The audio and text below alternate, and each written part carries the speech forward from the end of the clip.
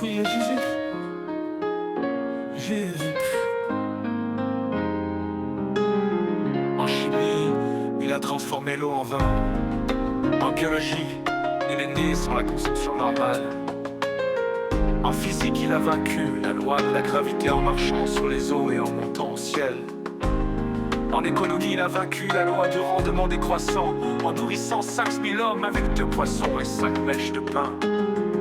En médecine, il guérit les malades et les aveugles sans administrer une seule dose de médicaments. Dans l'histoire, il est le commencement et la fin. En politique, il est appelé le prince de la paix et le roi des rois. En religion, il dit que nul ne vient au Père que par lui. Qui est Jésus-Christ, le plus grand homme de l'histoire?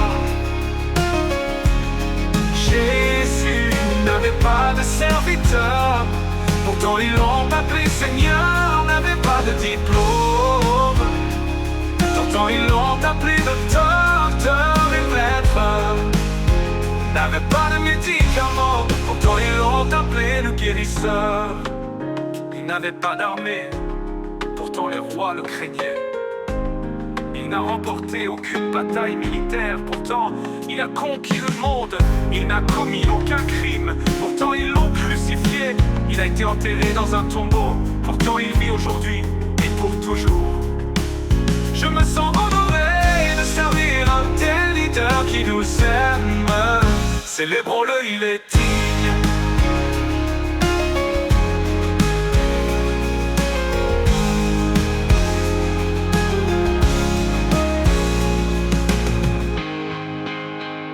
Qui est Jésus-Christ, le plus grand homme de l'histoire? Jésus n'avait pas de serviteur, pourtant ils l'ont appelé Seigneur. N'avait de religion, il dit que nul ne vient au Père que par lui. Que par lui, qui est seule dose de mes médicaments. Dans l'histoire, il est le commencement et la fin, et la fin. En politique, il est appelé le prince de la paix et le roi des rois des rois. En religion, il dit que nul ne vient au Père que par lui. Que par lui, que par lui, qui est la seule dose de médicaments. Pourtant, ils l'ont appelé le guérisseur, le plus grand homme de l'histoire. Jésus n'avait pas de serviteur, pourtant ils l'ont appelé Seigneur. N'avait pas de diplôme, pourtant ils l'ont appelé docteur et maître.